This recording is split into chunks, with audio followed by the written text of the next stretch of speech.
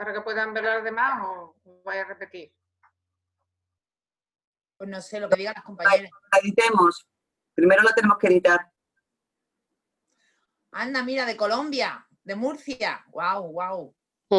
Esto es internacional total. Está bien. Rafaela, Tere. Buenas. Hola, Tere. Hola.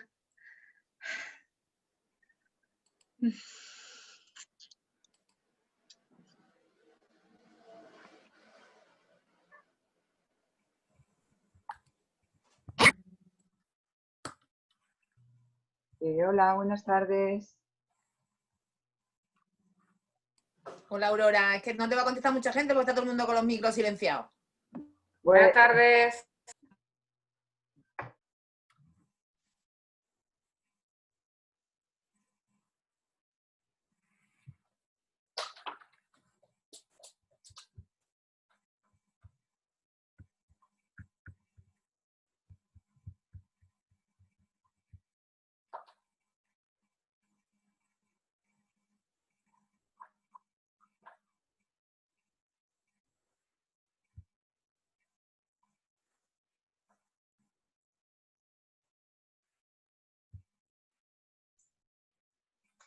¿Empezamos? Cuando tú digas. Meli. Bueno, pues yo creo que sí, ¿no? Estamos creo que ya todas. Hola, Rosa. Hola, Meli. Bueno, pues bienvenidas a todas a ese espacio que hemos creado para poder presentar el último libro de Rosa Cobo Bedía, a quien todas conocemos y admiramos. Le agradezco muchísimo que, bueno, pues que esté aquí con nosotras y que haya accedido a hacer esta presentación. Nos une una larga trayectoria y amistad, así que no solamente en lo personal, sino también en la incidencia política, ¿verdad, Rosa? Así que muchísimas gracias por estar aquí con nosotras. Bueno, Rosa Cobo es profesora titular de Sociología. Esto es la directora de la revista de Estudios Feministas Atlántica de la Universidad de Coruña. Dirige el curso de Historia de la Teoría Feminista también de A Coruña y también el máster de Igualdad y Equidad en el Desarrollo de la Universidad de Vic. Rosa tiene muchísimas publicaciones, no solamente de libros, sino también de artículos. He estado viendo la presentación que te hizo Rosa, que te hizo tu amiga, nuestra querida Luisa Posada, y me ha gustado mucho que haya considerado pues, esos 3 libros tuyos, ¿no? hacia un nuevo sistema sexual, el de la prostitución, el corazón del capitalismo, y este último como una trilogía ética. Me ha parecido una definición preciosa y creo que la retomo porque, en fin, me ha gustado muchísimo. Yo creo que tengo aquí algunas notas que he ido cogiendo del libro, pero bueno, yo sé que todas queremos escuchar a Rosa, así que voy a ser muy, muy breve. Más allá de los libros que he dicho que ha publicado, Rosa también ha publicado muchísimos artículos de investigación, artículos de opinión, etcétera, ¿no? Me tenéis que permitir que entre los artículos de investigación haga referencia a uno que hicimos juntas, pero para poder mandarle desde aquí un beso a nuestra querida amiga Maresque Hombre, con la que también escribimos aquel artículo Medios y Simbología Patriarcal, Simbología contra las mujeres. No solamente creo que Rosa sea un referente para mí, un referente para todas, y creo que una de las razones por las cuales lo es porque ella hace la doble militancia. La militancia activista, siempre le gusta decir y le gusta que digamos que ella es socia de Fórum de Política Feminista, porque igual que yo me siento orgullosa de DIM, ella se siente orgullosa del Fórum, y porque además, ¿no? De esa manera, ¿verdad, Rosa? Al final está la parte teórica, pero también el no perder nunca los pies y las reivindicaciones de las mujeres en todo lo que hacemos sistemáticamente. Y además, porque no me quiero olvidar, pues hace no tanto, ¿verdad, Rosa? Creo que ha sido como hace un año, pues también hemos constituido la Red Académica Internacional de Estudios de Pornografía y Prostitución, que estamos ya dándole mucha forma y que, en la cual además ya están compañeras muy potentes que nos acompañan en esta andadura. Sobre el libro, tengo que deciros, os voy a decir pocas cosas porque quiero que Rosa profundice. Sobre el libro quiero deciros que hay que comprarlo y que hay que leerlo. Hay que comprarlo porque la cultura hay que comprarla y porque el conocimiento hay que comprarlo y hay que tenerlo. Pero es que además me parece que es un imprescindible en cualquier biblioteca de cualquier feminista que se precie. Me parece que tiene ese poder de que tenga que estar entre nuestros libros. Pornografía, el placer del poder, es una profundización de aspectos que ya abordó en su anterior libro, ¿no? en el de la prostitución en el corazón del capitalismo.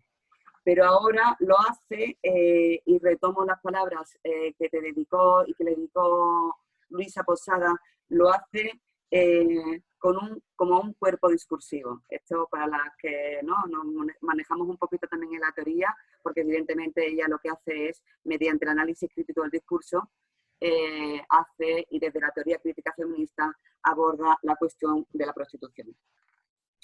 Así que me parece que ¿no? toma cuerpo discursivo y es una apuesta de emancipación de las condiciones de vida de las mujeres. Así lo definió el otro día Luisa y me parece que efectivamente es una buena frase sobre tu libro.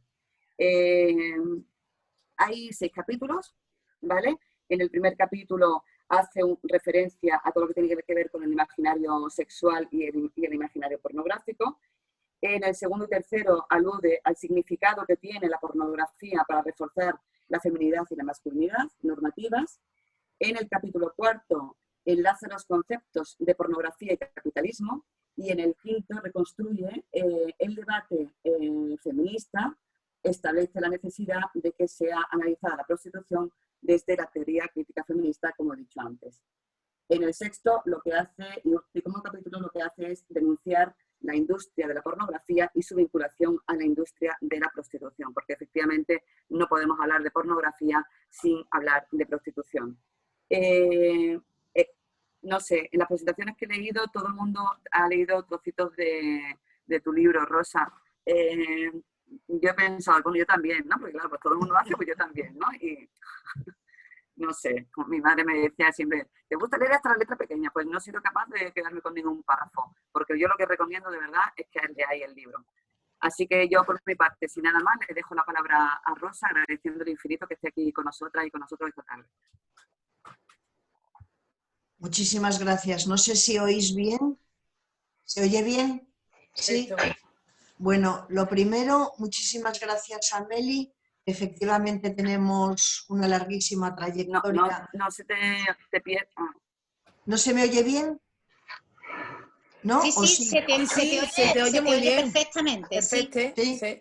Bueno, pues nada, repito jugada. En primer lugar, quiero agradecer a Meli la presentación. Efectivamente somos amigas desde hace mucho tiempo, muchos años, y eso hace que su presentación cariñosa pues sea puesta un poco entre comillas, ¿no? Quiero agradecer a DIM por haber organizado esta presentación y quiero daros las gracias a todas, a las que veo y a las que no veo, que estáis al otro lado de la pantalla. Y desde luego de una manera muy particular a tantas amigas como estoy viendo. Bueno, quiero hacer una presentación breve porque creo que lo mejor quizá después yo creo que será el debate, ¿no? Quiero empezar diciendo, para empezar de una manera diferente a otras presentaciones, que la pornografía es una realidad social global que ha encontrado su sentido y que se ha conformado, tal y como está ahora, en el marco del capitalismo neoliberal. Al igual que la prostitución, y en este sentido la prostitución y la pornografía son las dos caras de la misma moneda, son las actividades fundamentales que constituyen la industria de la explotación sexual, me parece importante decir, porque después seguramente que ya no, igual no volvemos a coger este hilo, que la pornografía como la prostitución no serían lo que son, no serían esta grandísima industria que son, no tendrían la resonancia social que tienen, no tendrían los altísimos niveles de tolerancia y de legitimidad si el capitalismo neoliberal no hubiese hecho una operación que está haciendo, que es articular y vehicular determinadas demandas patriarcales. Porque el capitalismo y el sistema patriarcal siempre, desde que existe el capitalismo, han establecido una alianza. Pero yo lo que he podido observar con el estudio de la prostitución y de la pornografía, es que esta alianza que está teniendo lugar en el siglo XXI, es una alianza que tiene una naturaleza distinta. Luego, este hilo, si podemos quizá tirar más de él, ¿no? Sin embargo, no existiría pornografía si no existiese un sistema de poder patriarcal. El origen de la pornografía lo encontramos en lo que Carol Pateman llamaba el contrato sexual, en una política que constituye el sistema patriarcal que distribuye a las mujeres entre una mujer para cada varón y unas cuantas para todos los varones. Bueno, pues es ahí, en este contexto, en el que adquiere sentido la pornografía. La pornografía impregna toda la cultura contemporánea. Es imposible encontrar, si miramos, por ejemplo, el canon de belleza, si miramos, por ejemplo, el cine, si miramos las series de televisión, si miramos toda la industria de la moda y del calzado, si miramos, por supuesto, la publicidad, nos encontramos con imágenes que tienen su origen en esta cultura de la hipersexualización que ha construido o que ha fabricado la pornografía. Por lo tanto, como decía Natasha Walker, hay, y se puede observar, se puede investigar de una manera muy precisa y muy clara, creo que sí se puede hablar, tal y como señala ella, de una pornificación de la cultura, pero de una pornificación de la alta y de la baja cultura. No hay realidades sociales que no estén impregnadas de una forma directa o indirecta por la pornografía. Esta vez me gustaría empezar diciendo que la pornografía es la pedagogía de la prostitución, pero también es la pedagogía de la violencia. Esto es lo primero que quiero decir. No quiero hablar de esto, pero no puedo no decirlo porque entonces nos privaríamos de una parte esencial del significado que tiene la pornografía. En todos los burdeles hay cámaras que están pasando permanentemente vídeos pornográficos. Vídeos pornográficos que están enviando mensajes diferentes a ellos, a los puteros, y mensajes diferentes a ellas, a las mujeres que están en prostitución. Los mensajes que les envían a ellos son mensajes que en realidad lo que dicen es que no hay límites a la hora de exigir, a la hora de demandar a las mujeres lo que a ellos les produce gratificación sexual y gratificación de poder. No hay límites, pueden hacer todo aquello que quieran. Y estos mismos vídeos a ellas les están enviando otro mensaje, y es el mensaje de todo lo que tienen que tolerar. Lo que tienen que tolerar y lo que tienen que soportar es todo. Porque de eso se trata la pornografía y de eso se trata la prostitución. De que las mujeres no son nada y de que los varones están definidos como individuos que tienen un poder que es casi un poder completo. Porque luego lo explicaré un poco más, pero la pornografía lo que hace es reforzar ese sentimiento de omnipotencia masculina que aparece cuando perpetran actos agresivos y actos de violencia. Por supuesto que no se puede entender este concepto que ha acuñado la teoría feminista, que ha acuñado el feminismo, mejor dicho, de cultura de la violación, separado de la pornografía. La pornografía es una herramienta, es un instrumento, es una realidad que empuja y que enseña y que es una pedagogía para adolescentes, para chicos y para chicas, pero sobre todo para chicos, es una pedagogía de la violencia que pueden ejecutar. Bueno, dicho esto, y me parece que esto es muy importante, yo en esto estoy de acuerdo con, bueno, estoy en tantas cosas, ¿no? Estoy muy de acuerdo con Sheila Jeffries, que Sheila Jeffries cuando habla de pornografía dice que la pornografía es prostitución. Y es completamente cierto, la pornografía es prostitución. Las mujeres que participan en los vídeos pornográficos son mujeres que están en prostitución y que transitan de un lugar a otro en función de las necesidades y de las oportunidades que tengan para estar en un lugar o para estar en otro. De modo que sí. Y al mismo tiempo, y me parece que no es un elemento poco relevante, la pornografía construye realidad. En realidad, para decirlo de otra manera, todos los fenómenos sociales construyen realidad. Si no, no serían fenómenos sociales. Eso es una cosa obvia. Pero no todos los fenómenos sociales construyen el mismo tipo de realidad. Hay veces que lo que recibimos es pensamiento crítico o perspectivas críticas. Bueno, la pornografía lo que hace es construir la realidad que más o menos se podría sintetizar de la siguiente manera. Las mujeres no son nada, las mujeres oscilan entre la insignificancia y el no ser, y los varones las mujeres son seres defectivos y los varones son seres completos que encuentran que el nervio de su identidad masculina está en el ejercicio del poder sobre las mujeres. Bueno, dicho esto, a mí lo que más esto es algo que se ha investigado cómo la pornografía contribuye a fortalecer la cultura de la violación. Hemos visto cómo efectivamente la pornografía contribuye a ser una pedagogía de la prostitución. Pero a mí lo que me ha interesado de la pornografía no ha sido tanto esto, que ya está muy investigado, nadie lo pudo hacer mejor que lo hicieron las feministas de los años 80, las feministas antipornografía, Andrea Dworkin, Catherine McKinnon, Kathleen Barry, la propia Adrienne Rich, todas ellas explicaron con muchísima claridad el papel que jugaba la pornografía dentro del contexto del sistema patriarcal. Pero como eso todo el mundo lo ha dicho también, bueno, todo el mundo no, nuestras feministas lo han dicho también, a mí me ha interesado otra cosa de la pornografía. A mí lo que me ha interesado de la pornografía es lo que no se ve a primera vista. Lo que me ha interesado de la pornografía es el subtexto.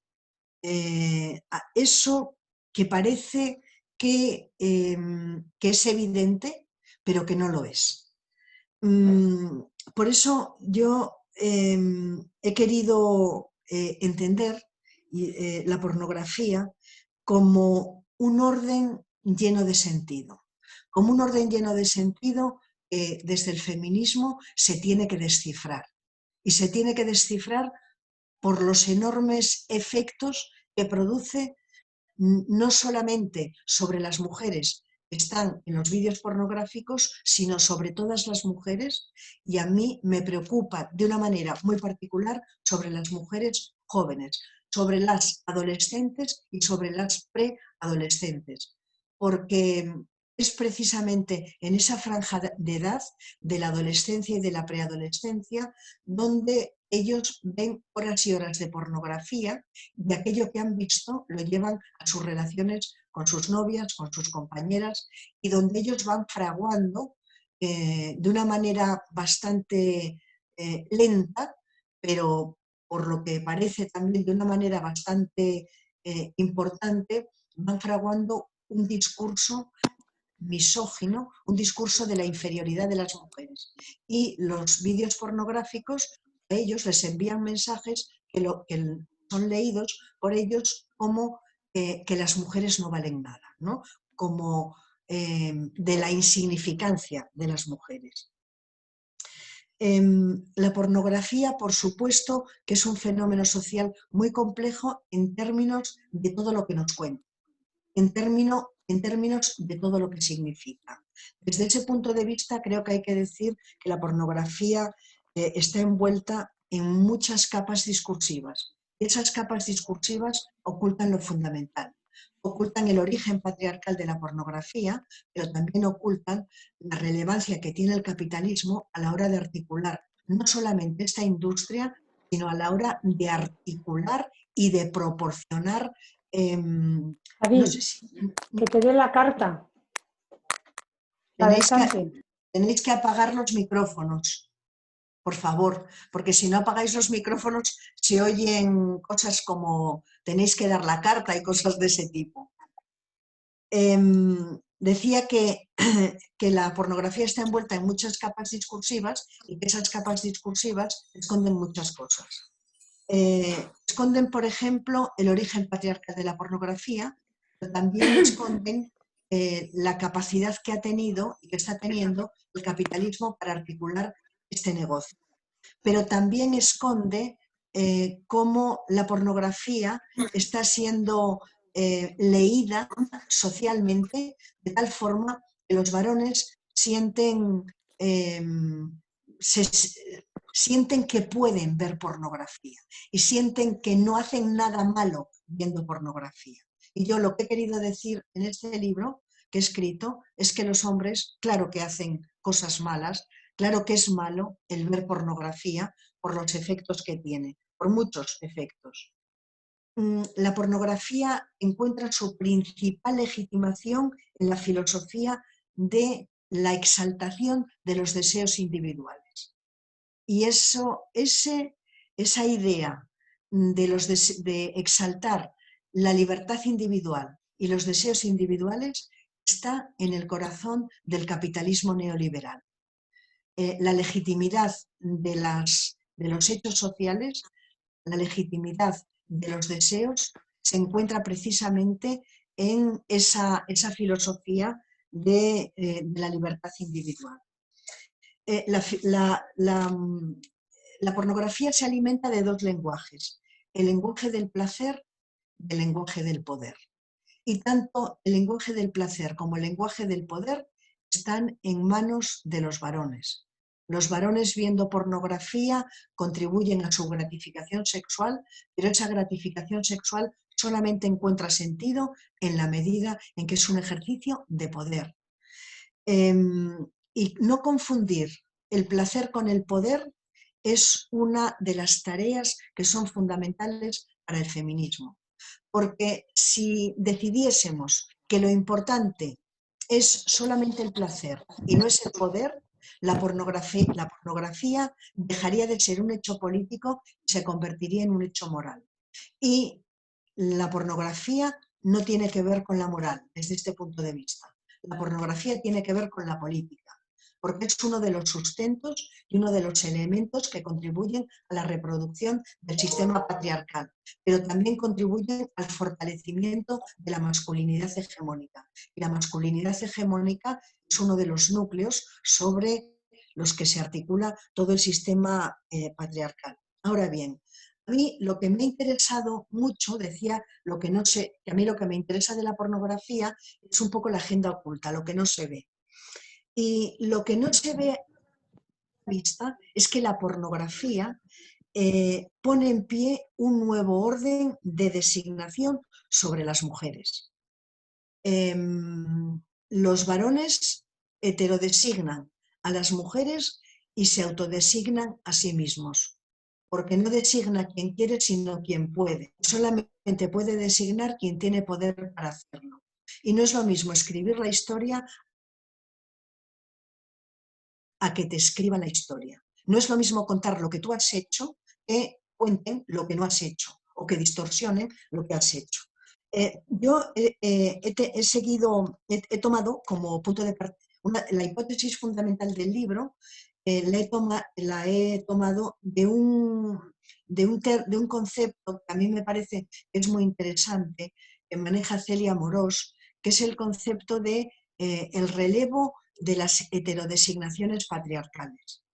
Dice Celia Amorós, pero también lo dice Genevieve Fraisse y otras autoras que son feministas, que en los momentos de cambios sociales, de cambios políticos, de cambios económicos, de relevos en las élites patriarcales, siempre, cuando se está construyendo un orden que es nuevo, esto es lo que está pasando ahora, los varones definen a las mujeres. Se preguntan quiénes son las mujeres y qué deben.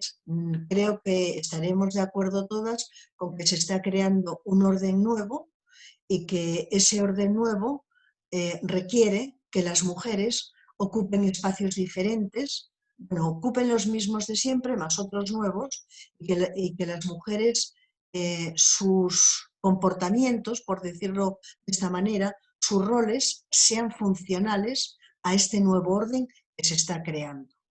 Por lo tanto, la idea fundamental es que la pornografía lo que está explicando es precisamente que algo está pasando entre el genérico masculino en el contexto de la nueva rearticulación del sistema patriarcal y de la nueva rearticulación del capitalismo neoliberal.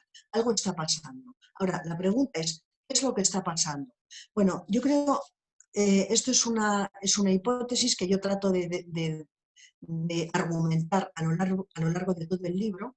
Yo creo que lo que está pasando es que hay un grupo de varones que probablemente son una minoría, aunque no podemos saber de qué minoría se trata, ni podemos saber si es una minoría en Europa, si es una mayoría en otras zonas del mundo, no lo sabemos, pero lo que sí parece es que hay un grupo de varones que quieren resignificar lo femenino, que quieren que quieren construir un discurso no elaborado teóricamente, por supuesto, un discurso probablemente muy poco reflexivo, pero que tienen la pretensión de que las mujeres ocupen un lugar diferente al que parecía que estábamos tratando de dejar atrás.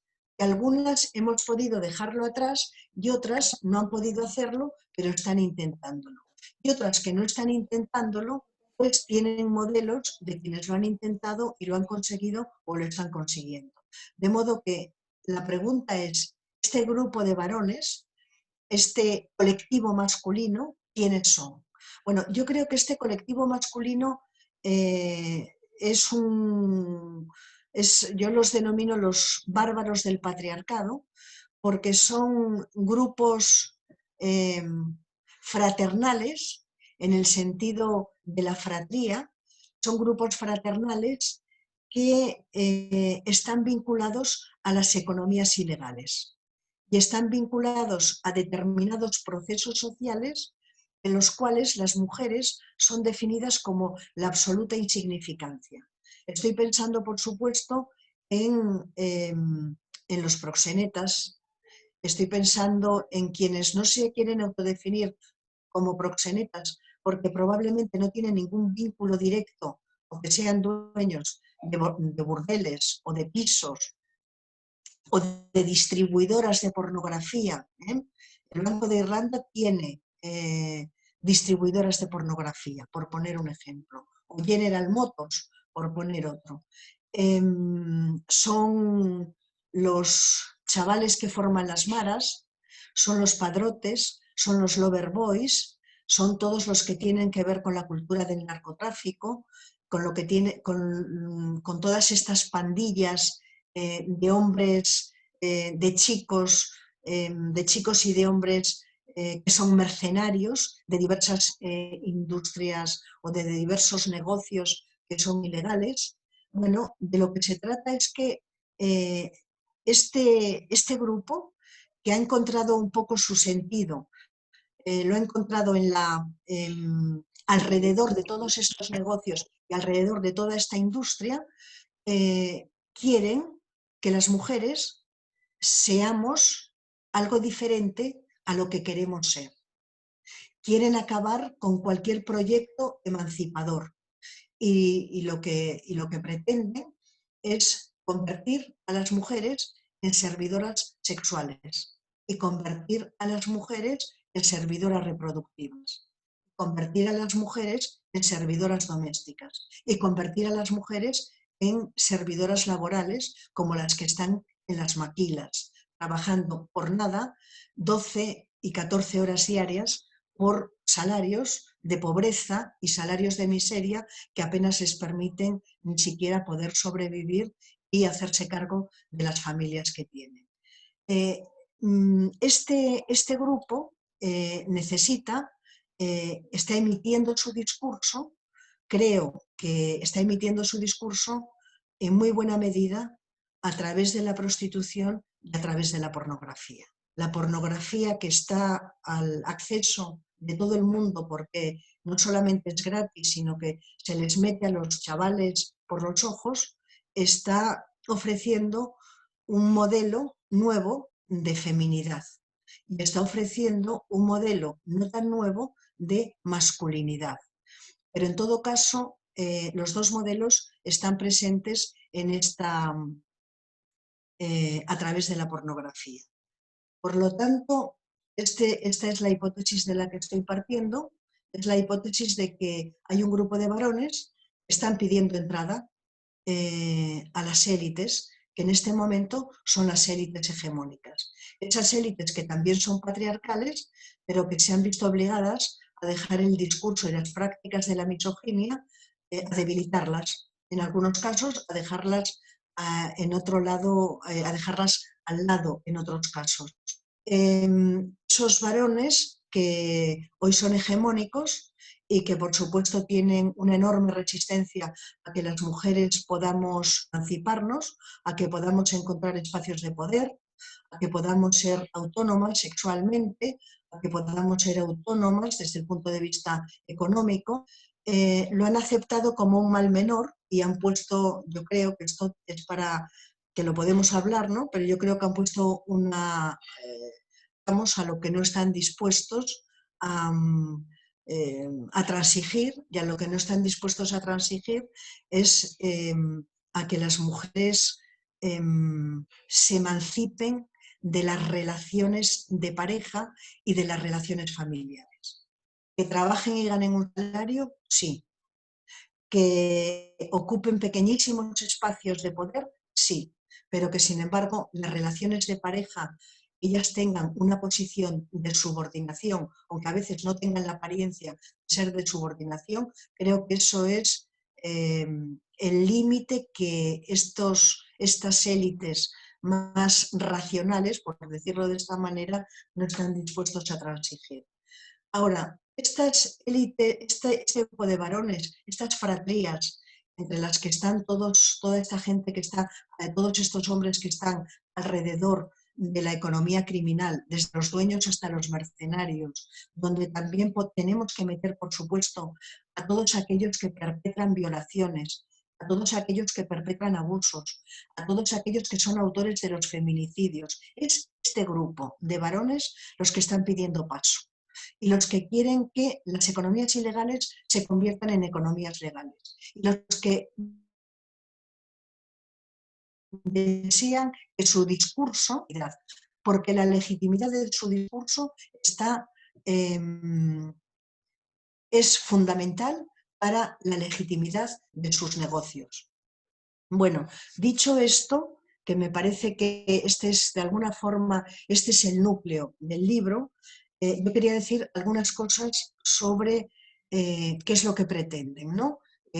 ¿Qué modelo tienen de feminidad normativa y qué modelo tienen de masculinidad normativa? Quiero acabar pronto con esto para que hagamos el debate, pero creo que sí podríamos decir que el modelo de mujer que aparece en los relatos pornográficos son mujeres hipersexualizadas, que carecen de individualidad, que carecen de sentimientos y que son receptoras de violencia. A veces son receptoras complacidas de violencia, pero otras muchas veces son receptoras no complacidas de violencia, porque a muchos varones lo que les pone, lo que les produce mayor gratificación en términos de poder, es que ese acto, ¿no?, de forzar, ese acto de la violencia, ese acto de notar cómo lo que están produciendo es una violencia que no es bien recibida.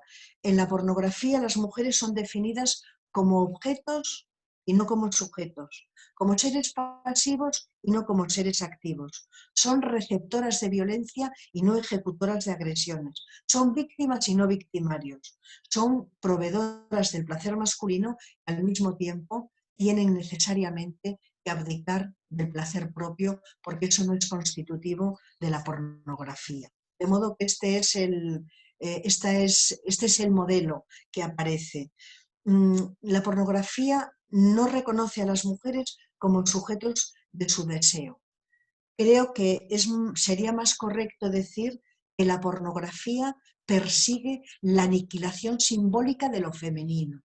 Y la aniquilación simbólica de lo femenino se ve correspondida en la realidad con la conversión de las mujeres en servidoras sexuales y servidoras reproductivas. Ahora bien, aquí tenemos que hacernos una pregunta. ¿Y este modelo de feminidad a quién va dirigido? ¿Va dirigido a todas las mujeres o solamente va dirigido a algunas mujeres? Bueno, yo creo que es algo, en principio, ¿no?, que parece claro que estas fratrías violentas y criminales están produciendo un discurso que va dirigido a las mujeres que son más vulnerables y a las mujeres que son más pobres, que tienen menos recursos. Pero también creo que en el discurso de la pornografía se puede apreciar que este discurso tiene la pretensión de que llegue a más mujeres que aquellas que se encuentran en una posición de alta vulnerabilidad y de alta pobreza. Decir también que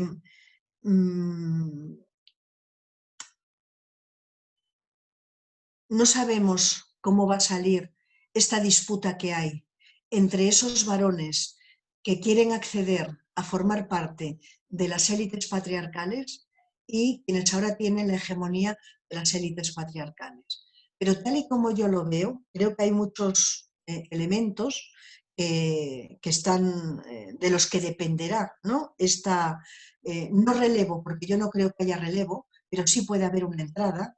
Yo creo que dependerá del tipo de pactos que hagan los varones, de hasta qué punto muchos de estos varones que han accedido a que las mujeres tengamos ciertos espacios de autonomía están dispuestos a vendernos.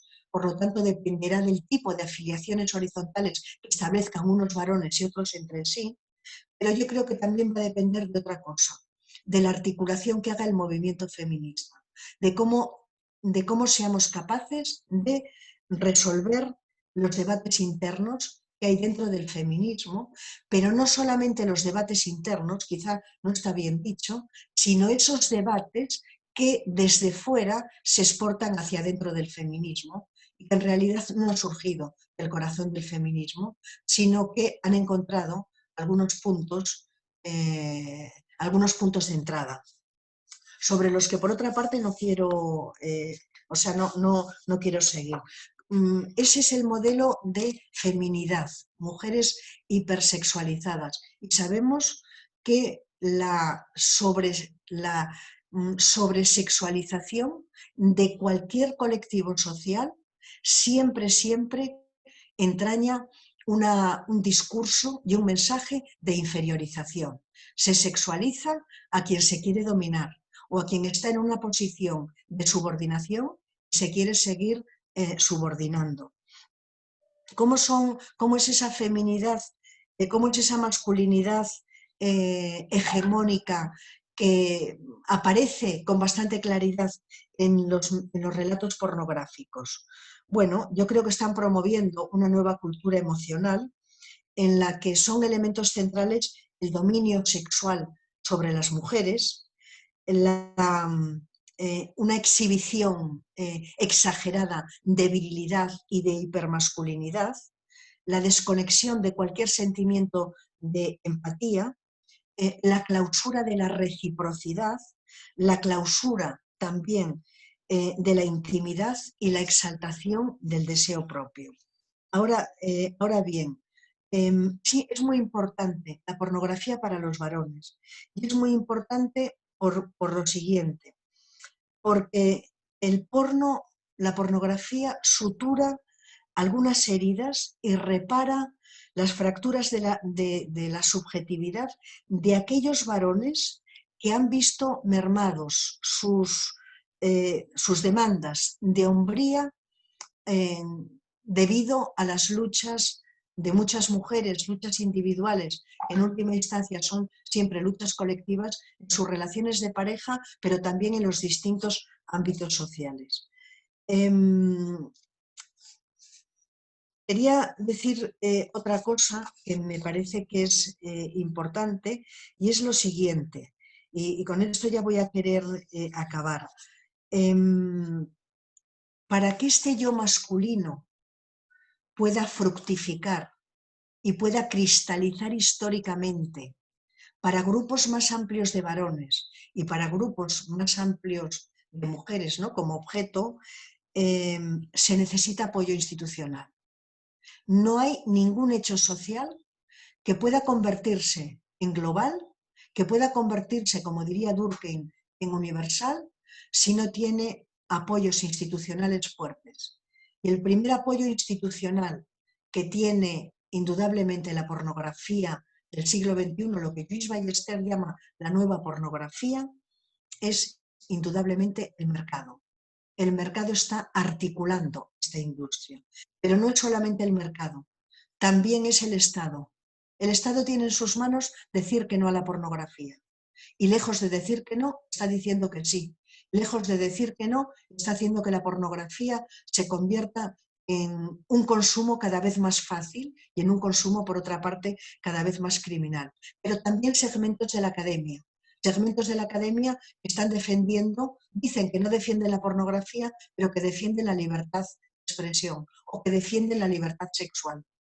Esos segmentos de la academia, esas partes de la universidad, esos sectores de las élites universitarias tienen responsabilidad en los efectos que está teniendo la pornografía sobre el aumento de violencia contra las mujeres. Pero también la cultura, la alta y la baja cultura, pero también los medios de comunicación, que también con esta historia de la libertad de expresión, parece que cuando las feministas decimos que es necesario prohibir la pornografía, porque esto lo sostiene la mayor parte del feminismo, cuando decimos que hay que prohibir la pornografía, se echan las manos a la cabeza pensando que lo que estamos diciendo es, no sé, una quiebra de los derechos fundamentales. Bueno, para terminar, ahora creo que de verdad decir que la pornografía está siendo entendida como un acto de libertad, está siendo entendida como, más que está siendo entendida, se está emitiendo el mensaje de que es una conquista colectiva de libertad, cuando en realidad es uno de los mayores golpes que se están produciendo o que se están enviando a la libertad, a la autonomía y a la igualdad de las mujeres. Bueno, muchísimas gracias. Y ahora, si queréis, hacemos un debate.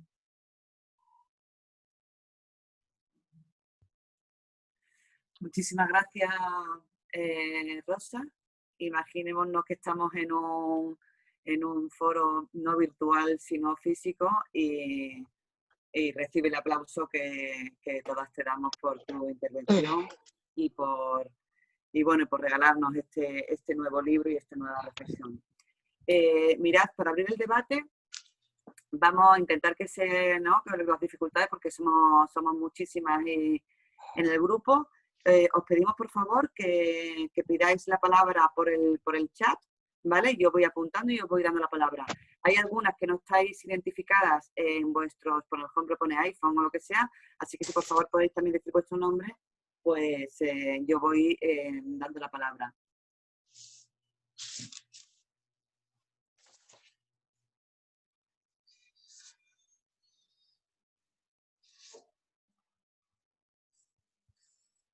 Inma tiene una pregunta para Rosa.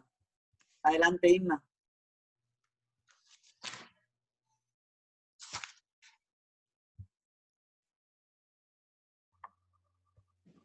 ¿Inma? Micrófono, Inma. Inma, pon el micrófono. Activa el micrófono. Ahora. ¿Me escucháis? Gracias, Ana. Te quiero. ¿Me escucháis ahora? Sí. Perfecto. Tengo una pregunta para Rosa, muy interesantísima. Muchísimas gracias por este libro y por este rato tan estupendo. Has comentado antes, estoy completamente de acuerdo contigo, que la prostitución, tal y como la entendemos hoy en día, y la pornografía, nace con el nacimiento de la moral cristiana burguesa, con el capitalismo, con todo lo que fue la sociedad victoriana, y la represión sexual de todo lo que esa época que a su vez se hiciera muchísimos artículos de niñas en París. Bueno, esa represión llevó a la gran prostitución. Pero me gustaría saber tu opinión sobre qué diferencia hay entre un prostíbulo actual, ¿no?, y la prostitución actual terrible, ¿no? Como por ejemplo una casa de placer del siglo XVI que llevase a una cortesana italiana culta en Roma, que la sabía. Yo tengo mi idea personal, pero quería saber cuál es tu idea, qué diferencia entre la prostitución o el comercio del placer antes del capitalismo y después del capitalismo. No sé si me has entendido bien. Yo creo que te he entendido que la pregunta es qué diferencia hay entre un burdel del siglo XXI y una casa en el siglo XVI o en el siglo XVII o en el siglo XVIII. Bueno, yo creo que hay algunas diferencias. Y hay algunas diferencias que son muy importantes. La primera es que el acceso sexual a los cuerpos de las mujeres es común entre la prostitución de antes del capitalismo neoliberal y la prostitución de hoy. Acceder al cuerpo de una mujer por precio es la prostitución y es una de las instituciones fundacionales del sistema patriarcal. Una mujer para cada varón y unas pocas para todos. El problema, y esta es la gran diferencia, es que antes eran unas pocas para todos y ahora son muchas para todos. Y la perspectiva es que parece que cada vez van a ser más para todos. Esta es la gran diferencia, o esta es una de las grandes diferencias. La otra diferencia es que la prostitución hasta los años 70 era ¿cómo podríamos decir? Era un negocio que no tenía ningún impacto económico sobre las economías nacionales. Era un negocio muy artesanal que solamente enriquecía al que era dueño de esa casa o de ese pseudo burdel o como queramos llamarlo. Hoy lo que ocurre no es eso. Hoy la prostitución está articulada en una industria que es global y en una industria que es global en la cual los dueños de esta industria controlan todo el proceso, desde la captación de mujeres en su lugar de origen, en la familia, en la comunidad, hasta su exportación a la ciudad del mismo país o a las grandes ciudades de los países del norte o de los países, como diría Sousa Santos, de los países centrales. Esta es otra diferencia. Claro que hay más diferencias. Ahora la sexualidad tiene una definición muy diferente a como la tenía hace siglos. Hoy hay lo que Eva y Youth denomina abundancia sexual. La sexualidad hoy es un elemento de consumo. Por lo tanto, la sexualidad es buena en cualquier condición, siempre y cuando se pueda satisfacer. De modo que la sexualidad está construida de una forma serial. Y esto aparece en los relatos de pornografía. En la pornografía las prácticas son seriales y las mujeres están construidas serialmente también. Donde hay serialidad, no hay subjetividad, porque la pornografía hoy es quizá el mayor asedio que han tenido el mayor asedio a la subjetividad de las mujeres a lo largo de la modernidad. Porque una cosa es privar a las mujeres de derechos, y eso se ha hecho, y privar a las mujeres de derechos y poder contemplar cómo los hombres tienen derechos que las mujeres no tenemos, eso es algo que no es tan difícil de ver. Por eso 500.000 de mujeres reclamaron el derecho al voto en Hyde Park a comienzos del siglo XX. El problema es que la hipersexualización de lo femenino, esa aniquilación simbólica que supone estos procesos tan intensivos de hipersexualización, no son leídos por nuestras chicas ni por nuestras adolescentes como una vulneración de sus derechos. Bueno, no sé si te he contestado, pero yo tiendo a contestar largo como si tuviese que dar otra charla. No sé qué me pasa. Vale, pues que coja el micro Mónica de Bolivia, por favor. Sí, hola, soy yo. Muchas gracias. Rosa, primero, muy amable, muchas gracias por su charla. Yo tengo una pregunta muy puntual. Usted ha apuntado a la naturalización de la violencia y la pornografía definitivamente naturaliza la violencia contra las mujeres.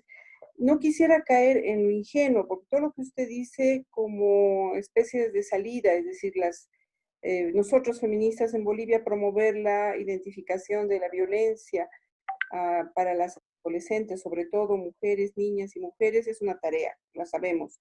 Pero no quiero caer en ingenuidad, es decir, cuando usted ya habla de redes, de crimen organizado y de delincuencia, ¿cuál es nuestra acción como feministas? Ya no esta parte de socialización que es todos los días, ¿correcto? Esta desnaturalización de la violencia, esta lamentable abordaje cotidiano y naturalizar la pornografía, pero ¿cuál es nuestra acción lamentablemente con esto del crimen organizado? ¿Cómo podemos abordar esto? Muchas gracias. Pues, gracias y un abrazo. Muchas gracias, Mónica. Bueno, yo creo que las feministas, para todas las luchas políticas que estamos dando, tenemos dos herramientas que son distintas, pero que son complementarias.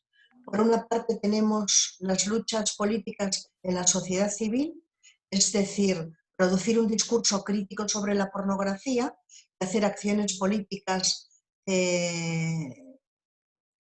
sobre la pornografía. Eso por una parte, y por otra parte tenemos la obligación de obligar al Estado a que haga políticas que prohíban la pornografía. Por lo tanto, tenemos que exigir al Estado, tenemos que exigirle que no sea un apoyo institucional, porque sin Estado el poder del mercado es muchísimo menor. De modo que yo creo que tenemos que hacer esas dos cosas. Tenemos que dar la lucha en la universidad, tenemos que dar la lucha en nuestras casas, con nuestros hijos y con nuestras hijas. Tenemos que dar la lucha en las movilizaciones sociales. Y yo creo que lo estamos haciendo, porque la cuarta ola feminista ha puesto en funcionamiento una lógica de crítica a la violencia sexual. Esa lógica de crítica a la violencia sexual, que creo que es el corazón de la cuarta ola feminista, está identificando la prostitución, la pornografía y los vientres de alquiler como realidades opresivas para las mujeres. De modo que lo estamos haciendo. Las luchas siempre se dividen entre las que se dan en la sociedad civil y las que se dan en el Estado. Tenemos que obligar al Estado a que haga políticas públicas. Además, no podemos esperar porque yo escribiendo este libro, una de las cosas que he pensado con auténtico terror es cuáles van a ser los efectos de la pornografía sobre las generaciones de preadolescentes y de adolescentes que hoy están consumiendo pornografía. ¿Qué es lo que va a ocurrir dentro de 20 años? Es que va a ocurrir en todas partes del mundo que las mujeres no vamos a poder salir solas de casa. Esto ocurre en muchas partes del mundo. Se va a extender. Es que esta ha sido una de las preocupaciones fundamentales. Además, tenemos que saber que de los consumidores de pornografía, algo más de las 2/3 partes son varones y apenas una 1/3 parte son mujeres, fundamentalmente adolescentes. De modo que necesitamos políticas públicas y necesitamos que el feminismo haga de la pornografía un objeto preferente de estudio y de lucha política. Gracias, Rosa. Ahora tiene por el chat una pregunta de Patricia y dice, quería preguntarte si crees que la pornografía tiene tanta relación con los espacios de exclusión y violencia en las dinámicas globales de los procesos migratorios como la tiene la prostitución. Pues sí, no es que yo lo crea, es que todas las investigaciones que se están haciendo sobre pornografía lo ponen lo hacen explícito. Por ejemplo, el mayor productor de pornografía es Estados Unidos, pero sin embargo sus producciones no las hacen en Estados Unidos, sino que las llevan a países como por ejemplo Tailandia o como por ejemplo Camboya, es decir, a países que tienen altísimas tasas de pobreza y que les va a permitir, por supuesto, reducir los costes. Entonces, por supuesto que la pornografía está en el cruce de las relaciones entre el norte y el sur y de las relaciones entre las élites patriarcales del norte y las élites patriarcales del sur. Muy bien, pues ahora Antonia María, por favor, si quieres abrir el micro.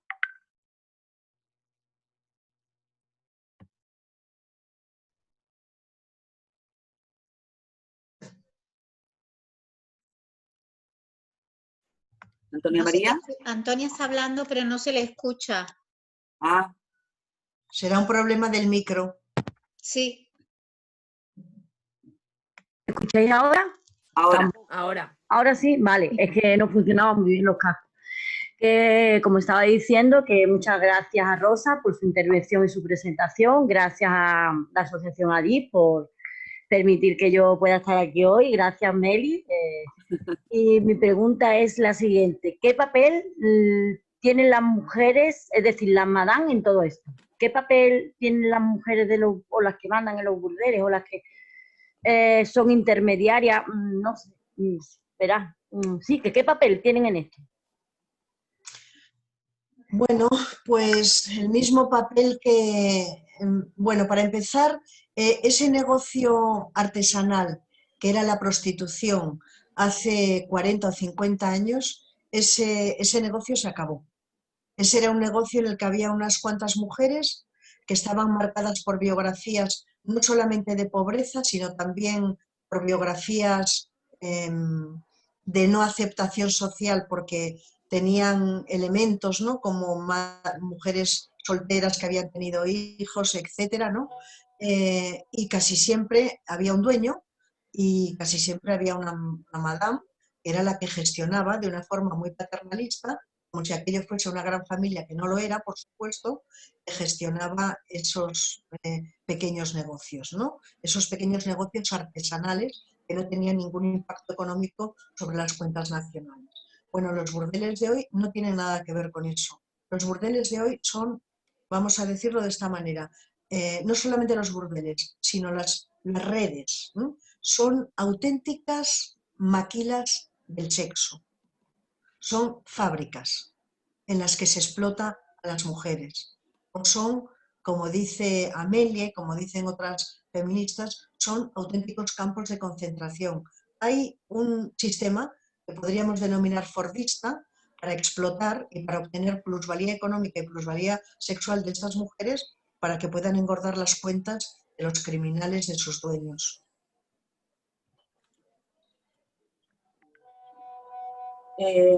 María Ángeles García, por favor, abre el micro.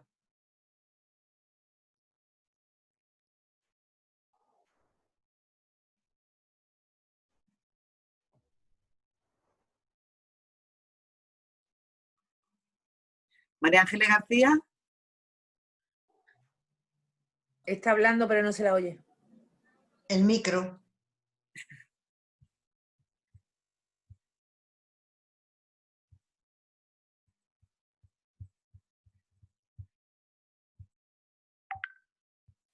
Bueno, pues mientras que María Ángeles puede arreglar lo del micro, tenemos una pregunta también por aquí por el chat. Y pregunta... Yo sí, no sé si soy yo o te refieres a mí o a quién. No me refiero a... No. Ah, vale. Una pregunta. Pregunta Mar, ¿cómo desmontamos el porno alternativo o mal llamado porno ético, sobre todo en relación a colectivos marginales como personas con discapacidad? Bueno, la verdad es que la pregunta del porno ético, porno para mujeres, porno feminista, porno indie, aparece siempre. Y aparece siempre además tiene muchísimo sentido. Es decir, a ver si lo quiero explicar de maneras distintas. En prostitución, quienes son partidarias y partidarios, sobre todo partidarios, de su regulación, hablan de que existe una prostitución que es buena y una prostitución que es mala. La prostitución buena es aquella que está dominada por la libertad de quienes están en la prostitución y la mala es la que está vinculada a la trata. Bueno, yo creo que esta operación, que es una operación que va en la vía de legitimar la prostitución, se repite en la pornografía.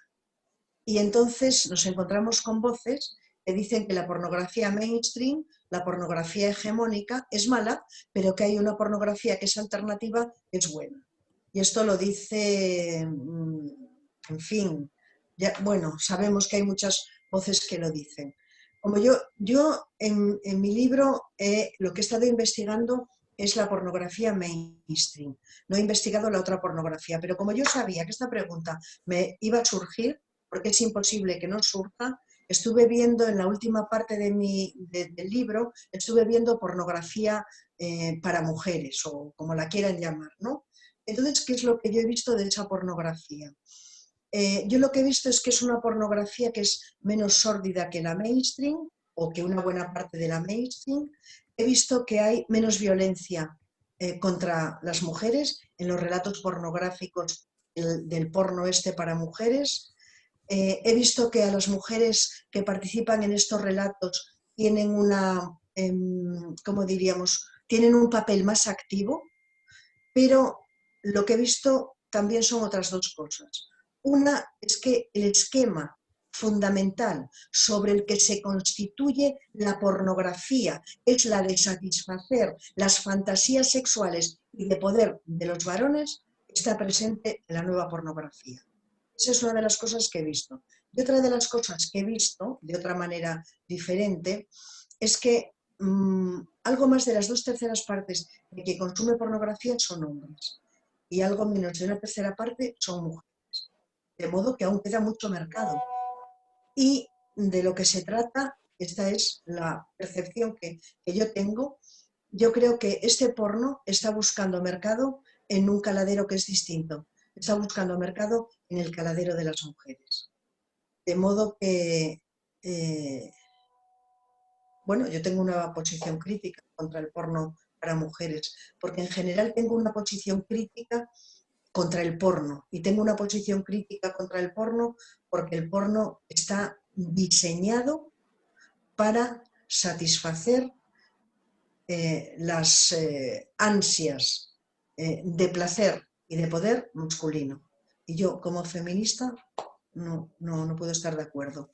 Sí que creo que la gente necesita buscarse artilugios, y digo artilugios entre comillas, para poder tener sexo, pero pienso que tiene que haber otras alternativas que no pasen por objetualizar hasta extremos brutales a las mujeres.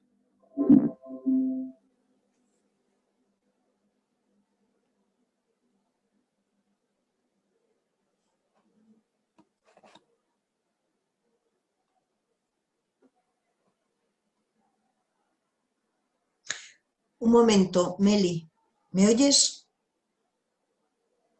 Meli, ¿me oyes? Sí, Solamente quería decir a nuestra querida Mar una cosa que sí he visto en la pornografía y la he visto en la prostitución, es que se me había olvidado, y es que tanto en la pornografía como en la prostitución hay un proceso muy intenso de erotización de la violencia contra las mujeres, y que yo lo que he observado es que se ha dado una nueva vuelta de tuerca y ahora lo que se está erotizando también es la vulnerabilidad extrema de las mujeres. Por ejemplo, mujeres discapacitadas físicas, discapacitadas mentales. Esto aparece ahora como un elemento fundamental que, por otra parte, creo que es una gran radiografía de lo que es estas nuevas fratrías masculinas y criminales.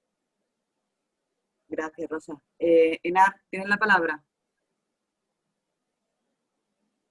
Bueno, gracias a las organizadoras, y yo quería recomendar el libro, porque es un libro muy oportuno, es un libro muy necesario y sobre todo es un libro que está lleno de estrategias para las activistas feministas. Y ahora quería hacer la pregunta. Algunos autores dicen que llevamos las feministas, no en España, pero a nivel internacional, más de 30 años haciendo una crítica a la pornografía, y sin embargo no hemos conseguido ni tocarla, ¿no? Porque cada vez la industria va creciendo más. Sí que hemos conseguido, con el tema de la violencia contra las mujeres, ¿verdad?, muchas cosas. Entonces, claro, yo estoy de acuerdo con el tema de la prohibición, pero en este momento hablar de prohibición es muy problemático, muy problemático, porque de lo que se trata es de cómo generamos un sentido común universal para que sea la ciudadanía la que exija la prohibición, no solo las feministas, ¿no? Entonces, claro, nosotros tenemos dos grandes argumentos que Rosa analiza perfectamente en su libro. Uno es el daño a la igualdad, ¿eh? Ella articula muy bien esta idea de que es incompatible con la igualdad, y por ahí la sociedad, sobre todo española, puede entrar perfectamente con este argumento. Y el otro gran argumento es el daño a la subjetividad de los niños y de las niñas, que eso, Save the Children acaba de sacar su informe, bueno. Entonces la pregunta, Rosa, es ¿qué más argumentos, aunque ya los has dado, pero qué más argumentos fuertes podemos tener las feministas para meterlo en la agenda como una prioridad? Porque claro, cuando metemos en la agenda, por ejemplo, la prostitución, exigimos una ley abolicionista de la prostitución, y vamos a por ello. Las leyes, el Pacto de Estado contra la violencia, en fin. Pero con este tema, instrumentalmente, cuál es la demanda? Porque a mí me genera problema hablar de prohibición. No sé si me he explicado. Has explicado fenomenal. Bueno, lo primero que tengo que decir respecto a lo que dice Enar de que compréis el libro es que Enar es amiga mía. Entonces, esto ya lo coloca todo en otra... No solamente es amiga, sino muy buena amiga mía. Entonces, esto ya lo coloca en otro lugar. Vamos a ver. Yo no sé si mañana podemos salir a la calle y podemos pedir la prohibición de la pornografía, en el sentido siguiente. Yo no sé cuál es la estrategia mejor que podemos utilizar. Creo que tenemos que hacer una primera operación, La primera operación que tenemos que hacer es pedir que no estén abiertos. A mí me parece que eso es una petición, es una demanda que es posible. Y es una demanda que es posible porque quienes tienen la posibilidad de hacerlo tienen hijos y tienen hijas. Tienen hijas, es muy posible que les preocupe, porque si algo yo he podido observar en las charlas que he dado sobre prostitución y sobre pornografía, es que hay mucha preocupación entre padres y madres. Ellos estarán viendo pornografía por las noches, muy probablemente, pero no quieren que la pornografía sea una marca en la biografía de sus hijos y sobre todo de sus hijas.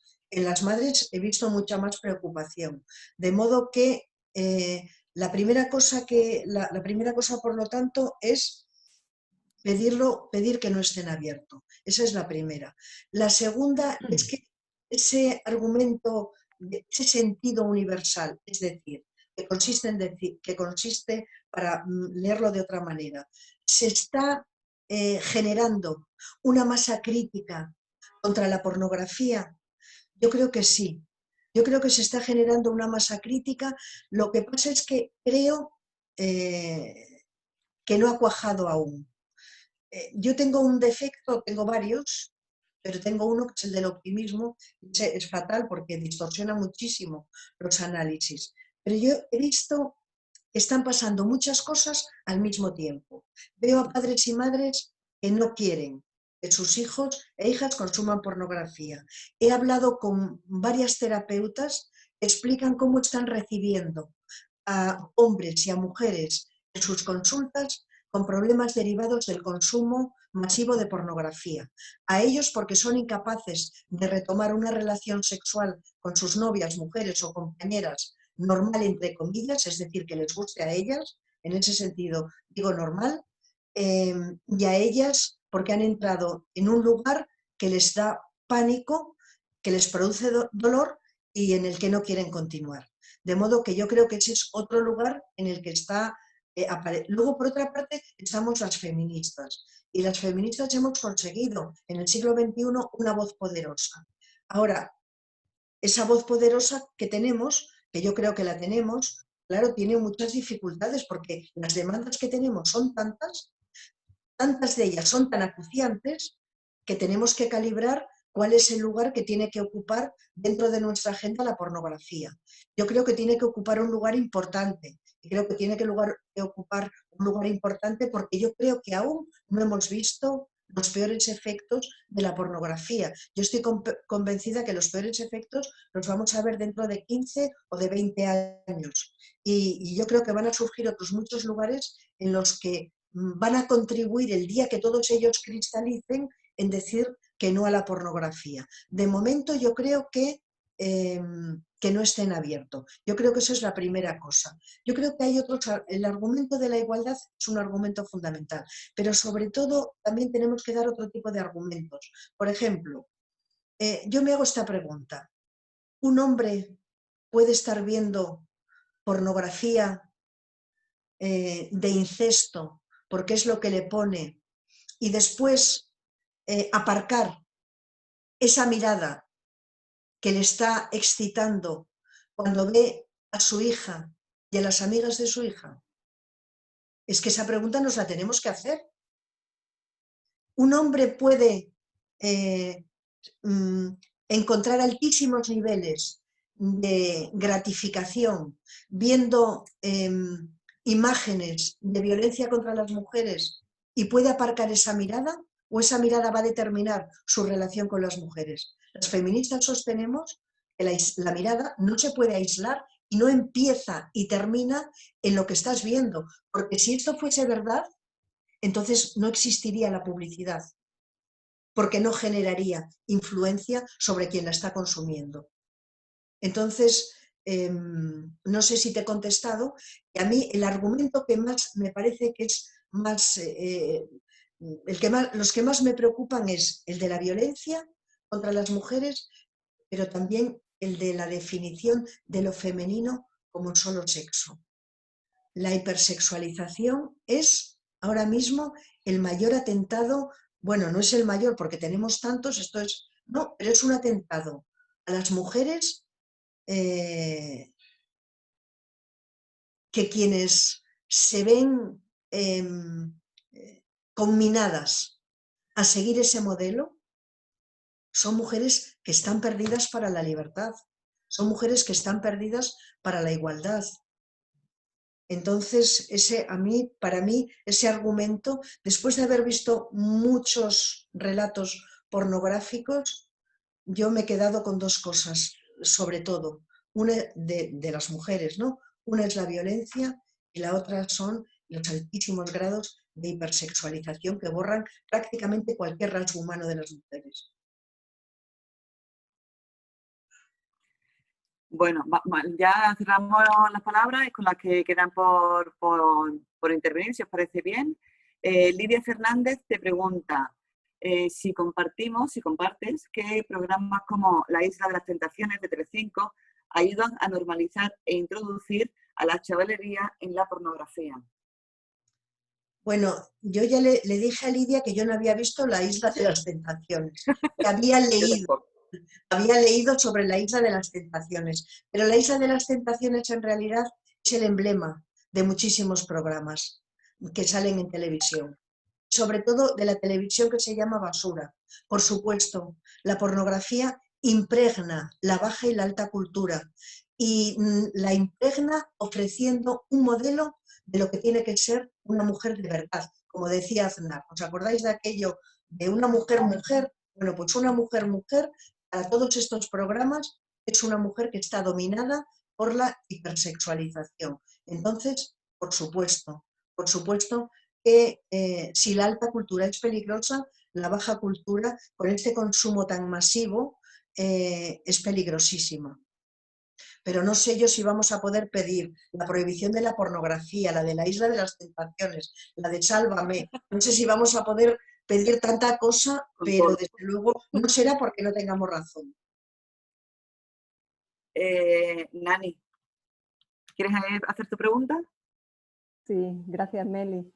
Gracias Rosa por la magnífica charla y por la contestación a las preguntas. Mira, no sé si has abordado en el libro un fenómeno que a mí me causa mucho estremecimiento, que es el fenómeno OnlyFans, el de la red plataforma, es decir, es la mitad de camino entre lo que es prostitución y pornografía, en el sentido de que ya la industria la pasó a las casas particulares, donde son chicas cada vez más jóvenes y hay como una normalización de obtener un dinero fácil en esa precarización y más en los entornos a los que ahora vamos. Es decir, que se está difundiendo mucho entre la gente joven como tener un dinero de bolsillo subiendo unos nudes a ese salón privado que, bueno, que irá cambiando la plataforma o la red, que yo no la conozco profundamente y me gustaría que tú nos dijeras un poquito esto. Lo que sí he visto es que hay incluso tutoriales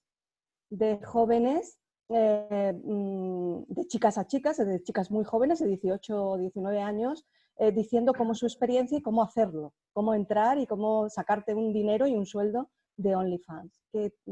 A ver, ¿qué nos puedes decir sobre esto? Bueno, la verdad es que yo no he trabajado ese fenómeno, que lo conozco, tampoco lo conozco muy a fondo, no lo he trabajado porque, como también te decía en la primera presentación que hice, como decía Luisa Posada, con muy buen criterio, el libro que yo he hecho es un libro sobre pornografía, sobre cómo tenemos que pensar la pornografía. Entonces, desde ese punto de vista, yo no he cogido, digamos, como objeto de estudio fenómenos particulares, ¿no?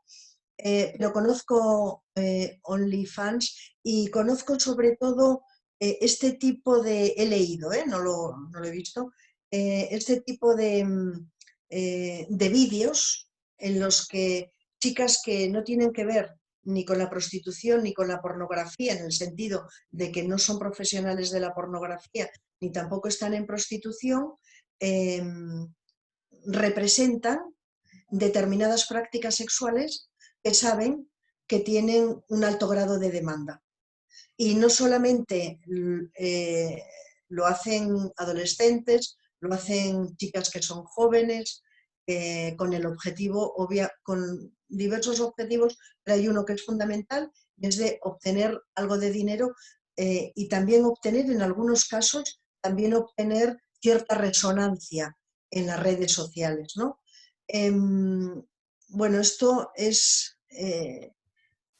la pornografía hay que entenderla como un conjunto de plataformas que tienen una capacidad de fagocitar cualquier fórmula que signifique que las mujeres se exponen sexualmente y que los varones pueden consumir.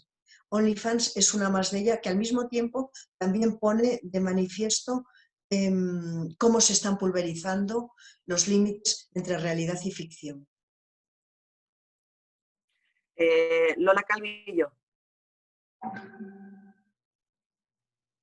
¿Me escucháis? Sí.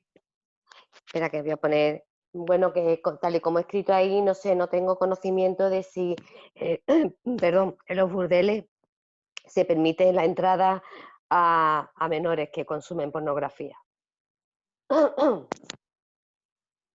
Bueno, en los burdeles se permite la entrada a cualquier varón, por supuesto, que consume pornografía y que consumen cuerpos de mujeres en los burdeles, por supuesto. Y no solamente eso, sino que también sabemos que hay muchos burdeles en los que hay menores, lo que pasa es que no están expuestas, están en la parte de atrás del burdel. De modo que sí, por supuesto.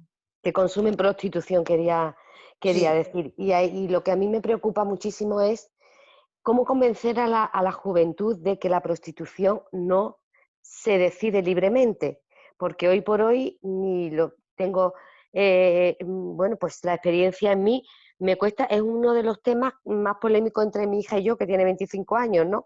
Entonces yo creo que a fuerza de ir hablando y hablando con ella, creo que está cambiando el chip, pero sí que noto que cuesta trabajo, muchas veces con amigas de ella y eso, cuesta trabajo convencerla de que la prostitución, la mujer que se prostituye, no se prostituye libremente. Habrá dos casos, vamos, ¿no? Que lo que se puede hablar de eso. Y es muy difícil entrar en las cabezas de la gente joven en ese aspecto, ¿no? Pues sí, porque la gente joven está siendo socializada en toda la filosofía del capitalismo neoliberal. Y el capitalismo históricamente, el liberalismo históricamente se ha articulado alrededor de la idea de libertad, mientras que la izquierda se ha articulado alrededor de la idea de igualdad. Pero la izquierda ha perdido a partir de los años 70, 80, 90, la izquierda ha perdido una gran parte de su, no diré de su sentido histórico, que creo que cada vez lo tiene más, pero sí ha perdido muchas cosas, ha perdido su sujeto político, ha perdido, en fin.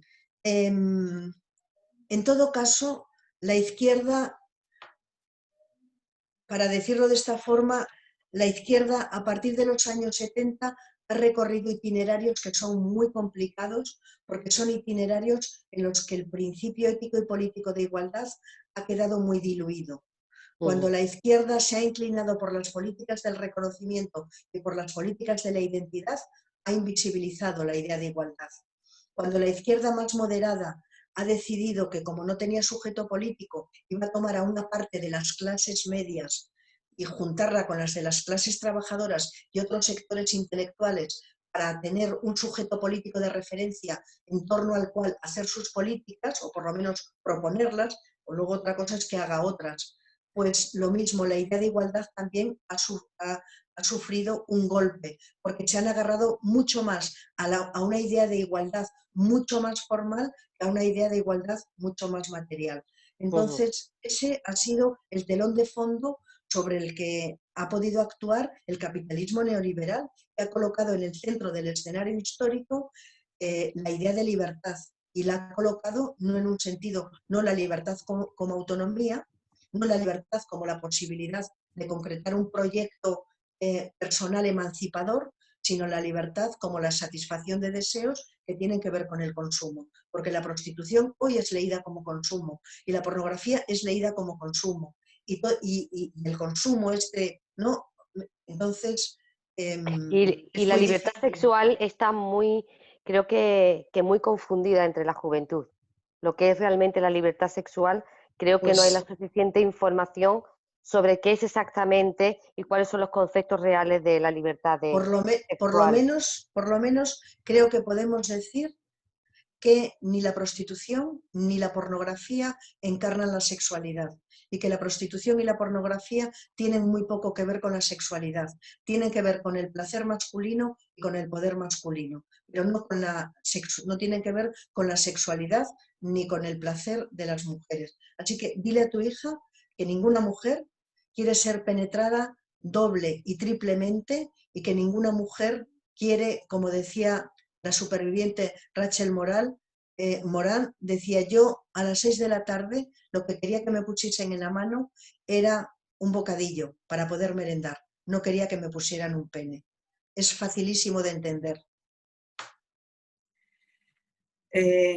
Siguiente pregunta. Andrés te pregunta, Rosa, ¿cómo construir una sexualidad humana que no jerarquiza la dominación masculina y la subordinación femenina? Bueno, es que estas son preguntas bastante difíciles de contestar, ¿no? Pero yo por ir a lo mío, ¿no?, que es por otra parte lo que debo hacer, sin querer alargarme mucho, en los años 60, en ese momento en el que tuvo lugar la revolución sexual, en los años 70, cuando estalla mayo del 68 y aparece el feminismo radical, en esas 2 o 3 décadas se van a vislumbrar 2 propuestas de sexualidad distinta.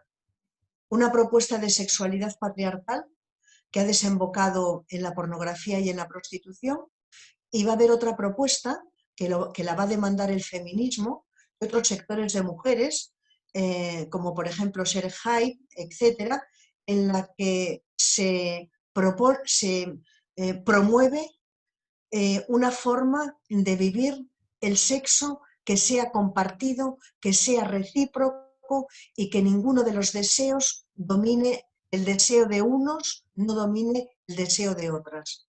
De modo que lo que pasa que esta concepción o esta propuesta de la sexualidad pues no ha fructificado históricamente porque se ha rearticulado de una manera muy criminal el patriarcado y se ha transmutado en esta barbaridad el capitalismo neoliberal, que han tenido la extraordinaria habilidad de construir negocios o de fabricar negocios que satisfacen esas ansias de placer y de poder masculinas. Pero lo que está claro es que es posible vivir un sexo que sea compartido, que sea recíproco y que no niegue el deseo de ninguna de las 2 partes. Vale, ya vamos a las últimas preguntas. María Ángeles te pregunta, que antes no podía abrir el micro, María Ángeles te pregunta si piensas que se produciría si se prohibiese la prostitución, si piensas que se produciría una reacción parecida a la de la prohibición del alcohol. O sea, que siguiese las deep webs y de forma oculta, ¿no? Pues no desapareciera, claro. Bueno, para empezar, las feministas no estamos a favor de la prohibición de la prostitución. Las feministas queremos abolir la prostitución. Y una cosa es prohibir y otra cosa es abolir, en términos de prostitución, por supuesto. ¿Y cuál es la diferencia? Bueno, pues la diferencia es que las feministas no queremos que la prohibición de la prostitución recaiga sobre las espaldas de las mujeres que están en prostitución. Lo que queremos es que recaiga sobre las espaldas de los proxenetas, de los dueños del negocio y sobre quienes lo consumen, quienes lo demandan, que son los puteros. No tiene nada que ver el alcohol con la prostitución, porque si tú bebes, bebes, y si te emborrachas tú. El problema que tiene la prostitución es que estás instrumentalizando, explotando, violentando a otro ser humano al que le defines como la nada. Ahora, si se hacen políticas abolicionistas, va a buscar el negocio, van a buscar los proxenetas lugares subterráneos para poder seguir manteniendo su negocio, sí, sin ninguna duda. Igual que si decidimos quitar Suiza, van a buscarse otros paraísos fiscales, los ricos. Eso siempre será así. Ahora, que si logramos reducirlo y si logramos que la sociedad reciba el mensaje de que la prostitución no está bien, y no está bien porque no está bien explotar y expropiar los cuerpos de las mujeres, habremos ganado una batalla. No habremos ganado la guerra aún, pero habremos ganado una batalla importante. De modo que sí, hay que abolir la prostitución. Rosa, que a lo mejor es que yo lo he dicho, lo he leído mal, pero preguntaba si la pornografía, si la prohibición de la pornografía.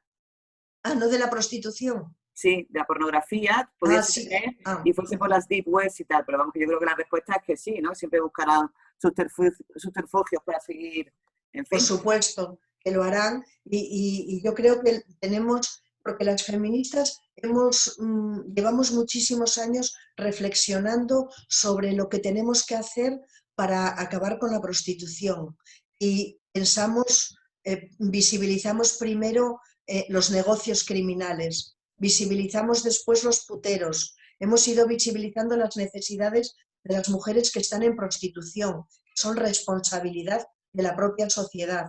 Y con la pornografía estamos haciendo ahora ese trabajo y seguramente tendremos que hacer políticas que sean progresivas. No lo sé, por supuesto que se buscarán estrategias, por supuesto que lo harán, pero lo fundamental es hacer todo lo posible para que nuestros hijos e hijas no estén recibiendo esos mensajes de exaltación de la violencia masculina contra las mujeres y para que nuestras chicas no estén recibiendo el mensaje de que lo femenino es solamente satisfacer ese modelo de hiperfeminidad. Entonces, sí, hay que quitarlo en abierto, en última instancia hay que acabar con la pornografía. Es una indecencia. Vale, Tere Santos. Rosa, enhorabuena por esta charla tan ilustrativa y tan buena, y a ti, Meli, por organizarlo. A ver, como periodista, te pregunto, después de tantos años en los medios de comunicación, me doy cuenta de lo difícil que es hacer que los medios de comunicación no reproduzcan el sistema. Es complicadísimo. Yo creo que se puede llegar a hacer comprender lo malo que es la prostitución, pero la pornografía es muchísimo más complicado porque te van a decir siempre que va contra las libertades y va a haber como una mirada de puritanismo, como ¿y a qué vienen estas aquí ahora a decir que no puedo ver pornografía, ¿no? Lo digo pensando en la cantidad de compañeros, más que compañeras, compañeros de medios de comunicación a los que les puede llegar este mensaje. Me resulta complicado pensar en cómo articular, cómo argumentar mejor, cómo argumentar esto, ¿no? De cara a ellos, de cara a los compañeros que luego van a poder influir. Porque, claro, escribir un reportaje es muy fácil sobre esto. Las feministas dicen no sé qué, la industria dice esto, y ala. Y ahí queda todo, ¿no? A la gente del periodismo le cuesta tomar partido, mucho, sobre todo si algo no lo llega a entender o no lo ve como negativo, ¿no? Los medios de comunicación, por ejemplo, algo que ataque a la democracia, yo creo que todo, en general, las redacciones lo ven claro. La igualdad, yo creo que ya también. Pero esto, yo creo que va a ser muchísimo más complejo y más complicado. Es mi pregunta. Pues sí, Teresa, pero fíjate que hace simplemente 15 años no había un solo periódico que no pusiese anuncios sobre prostitución. Cierto. Y parecía que era completamente imposible que dejasen de publicar anuncios. Sin embargo, hemos logrado que, bien es verdad que lo hemos logrado, no solamente porque hemos generado un discurso crítico, sino también por otra razón, porque todo se ha desplazado en muy buena medida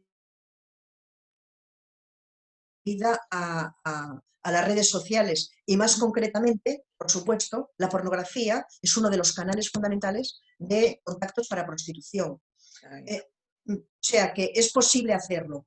Vamos a ver, lo primero, hay dos tipos de medios de comunicación. Hay medios de comunicación que son críticos y otros que están adheridos al sistema, que son complacientes con el sistema. Quizá donde primero tenemos que trabajar son con los medios de comunicación que tienen una posición crítica. Aunque estoy muy de acuerdo contigo que es muy posible que la tengan sobre prostitución, y no todos, pero que no la tengan sobre pornografía. Eso también. Es un poco por ir no desbrozando el campo. Es precisamente por esto por lo que son fundamentales las leyes. Es precisamente por esto por lo que es fundamental que este gobierno que tenemos, tan estupendo en muchísimas cosas, o por lo menos el menos malo de los que podríamos tener, entienda que la pornografía es un veneno y que es un veneno para mucha gente. Pero aquí quiero hacer una observación. Nosotras como feministas, nuestra obligación es descifrar el significado simbólico y material que tiene la pornografía para las mujeres. Y lo hemos hecho. Y lo estamos haciendo. Y cada vez hay más publicaciones. Y cada vez hay más investigaciones. Desde muchos puntos de vista. Ahora bien, yo creo que estratégicamente, muy en la línea de lo que decía antes Senar, yo tengo la impresión de que tenemos que manejar el argumento de la adolescencia, el argumento de las chicas adolescentes, sabiendo que la pornografía es un fenómeno que exalta la violencia contra las mujeres, pero yo creo que donde podemos generar cierta persuasión es en que nuestros hijos e hijas, y de una manera muy particular nuestras hijas, no pueden consumir pornografía porque el consumo de pornografía desemboca en una sola forma de entender la sexualidad. Entonces yo veo que para mí esa es una estrategia fundamental que espero que seamos capaces de utilizarla con la suficiente inteligencia, con la suficiente habilidad, para que no oscurezcamos que la pornografía es un fenómeno social que produce violencia para todas las mujeres. Gracias.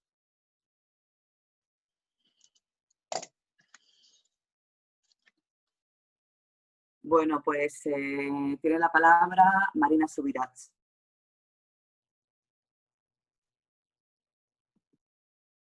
Hola. ¿Me veis? Sí, Marina, sí. ¿Me veis? Bueno, gracias. Gracias. Bueno, en primer lugar, pues muchísimas gracias a Rosa y a las organizadoras porque ha sido una exposición magnífica y por tu trabajo, Rosa, que ya sé que en este ámbito es muy difícil. Yo quería decir algo respecto a, digamos, sabemos de la dificultad de actuar por arriba prohibiendo o digamos, eliminando poco a poco, porque tampoco va a ser de un día para otro, la pornografía y la prostitución. Pero creo que debiéramos también actuar desde el otro lado, es decir, sobre la gente joven y especialmente desde niños y niñas. Estoy trabajando sobre la transmisión de la feminidad por parte de las madres, históricamente y ahora. Y lo que estoy viendo es que las madres de nuestra sociedad en gran parte han dimitido de sus historias antiguas, no saben qué hacer ni qué decir, y su idea de la igualdad es que la niña no tenga que hacer cosas diferentes del niño, digamos, no obligarla a limpiar la casa y esas cosas, ¿no? Pero digamos, han suprimido los discursos represivos, pero tampoco les dan criterios. Hablo de un modo muy general, por supuesto que hay diferencias. Entonces me parece que una de las estrategias a utilizar, que evidentemente es paralela a las otras, no es alternativa, sino que hay que hacerlo todo, es precisamente dar a los niños y niñas desde muy temprano una conciencia no de lo que está bien y lo que está mal, sino de lo que es digno, por así decir, y de lo que es indigno, de lo que es propio de otros niños y niñas que, pobres, no han tenido la suerte que alguien les explique que esto es horrible, y que por lo tanto, qué horror, tú no te vas a dedicar a esto. A ver, se trata justamente no de esconderlo, todo aquello que es escondido, que el niño o la niña tienen que hacer en secreto porque saben que de alguna manera no está bien, no va a gustar a sus padres, pues tiene un atractivo. Más si está en toda la línea de los compañeros y compañeras. Ahora, si desde la familia se le da precisamente una noción muy clara de, fíjate qué horror, pero no tanto en términos estrictamente de lo bueno y lo malo, sino en términos casi de gusto, por así decir, casi estéticos, casi de tú no te vas a rebajar a, porque esto solo lo miran los pobres niños que nadie les ha explicado que esto es horrible, que es feísimo, que cómo se va a tratar así a una mujer, a ti te gustaría que te trataran así, qué horror, ¿verdad? ¿Entendéis la manera de entrar, no? Yo muchas veces he utilizado este tipo de recurso porque, digamos que, y le llamo el antídoto. ¿Por qué? Porque, por ejemplo, cuando un niño tiene una muñeca y la quiere pasear y otros niños se ríen de él, la única manera de protegerlo es haberle dado el antídoto, es decir, haberle dicho al niño, mira, qué bien lo pasas con la muñeca, ¿verdad? Pues este pobre que se ríe de ti es porque nadie le ha dado una muñeca y está furioso. ¿Entiendes? Es decir, el argumento de la superioridad moral. Claro, con esto no vamos a eliminar la pornografía, pero sí, digamos, contrarrestar en cierto modo la influencia de cosas que ahora se presentan como muy atractivas, como medio secretas, pero al mismo tiempo también como degradantes. Porque los propios niños y niñas o adolescentes, pues medio que lo esconden porque saben que aquello es una cosa, digamos, que tiene cierto problema. De modo que yo creo que lo que hay que, bueno, entre otras cosas, por supuesto, es decir, la acción por arriba, pero hablando de la acción por abajo, a nivel familiar, a nivel, pues también tenemos que trabajar y tener una estrategia. Y para mí la estrategia es esta, es decir, las familias, las madres, por supuesto, los padres, los abuelos, abuelas, no pueden esconder esto, tienen que enfrentarlo y mostrarlo a sus criaturas para decirles qué feo. Tú ya sabes que esto es muy feo. ¿Entendéis lo que quiero decir? Esta vía, porque me parece que, digamos, va a ser muy difícil, por lo menos de modo inmediato, el poder acabar con esto. Son realmente organizaciones que nos sobrepasan y lo estamos viendo. Estamos luchando hace años contra la prostitución crece y lo mismo la pornografía, por lo tanto. Bueno, la única manera real será cuando la gente deje de hacerlo. Es decir, cuando sea algo contemplado como, como propio de gente inculta, como propio de gente de mal gusto, ¿entendéis? Pero para esto hay que dar criterios, hay que afrontarlo, hay que educar. Bueno, gracias. Nada más. Bueno, yo estoy totalmente de acuerdo contigo, Marina. Te juro, en todas las presentaciones y charlas, siempre que hablo de pornografía, hablo de educación. ¿Cuál es el motivo por el que hoy no he hablado? No tengo ni la más mínima idea. Será psicoanalítico. Pero lo que es fundamental para poder neutralizar la pornografía es que la gente reciba mensajes pedagógicos. Y los mensajes pedagógicos vienen de arriba a abajo y de abajo arriba. Y yo estoy completamente de acuerdo en que no se puede utilizar solamente los de arriba abajo, sino también los de abajo arriba. La familia, el aula son lugares fundamentales de formación para los chicos y chicas, ¿no? Y no sé, lo que pasa es que yo no tengo ninguna fe de que se coloque la coeducación en el corazón del sistema educativo. Y no tengo ninguna fe ni siquiera de que haya una asignatura sobre educación sexual con una derecha que es del siglo III antes de Cristo. Estamos de acuerdo, pero las familias en esto pueden hacer mucho, porque desde el sistema educativo Tendría que haber una educación sexual, pero difícilmente se entraría tanto en términos morales, estéticos, etc. La familia es fundamental para dar este tipo de criterios. Y yo diría casi desde el nacimiento, casi. Bueno, gracias, Muchísimas Rosa. gracias, Marina. Es un lujo tenerte con nosotras. Pues estar con vosotras. Bueno, pues vamos a ir acabando. Bueno, yo una última cosa por aquello de, en fin, de que los conceptos, que yo sé lo que los conceptos no pues estén claros, ¿no? Cuando hablamos de que la pornografía no esté en abierto, Rosa, estoy segura de que se está refiriendo a las plataformas de vídeo, ¿no? La pornografía en la televisión en abierto está prohibida por la Ley General Audiovisual en España.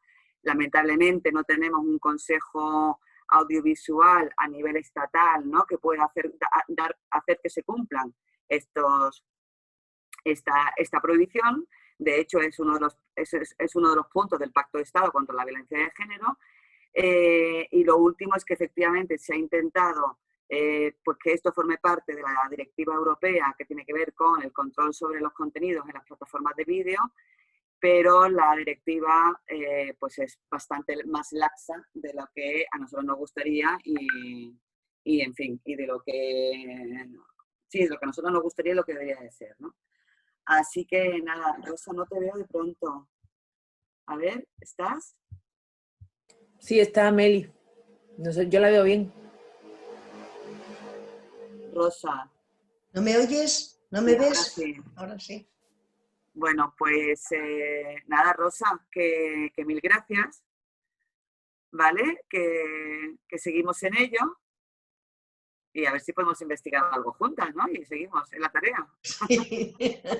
Bueno, muchísimas gracias a todas las que en un día de fiesta habéis estado ahí. Montones de besos. Así, muchísimas gracias a todos mis compañeros de ADIM, que siempre todo el trabajo en unión. Así que muchas gracias a mis compis de ADIM. A todas, Bueno, como dice Rosa. Muchísimas gracias y miles de besos. Hasta pronto. Vale, besos. Chao, chao. Chao. Adiós, besos. Adiós, adiós. Buenas tardes. Adiós, adiós.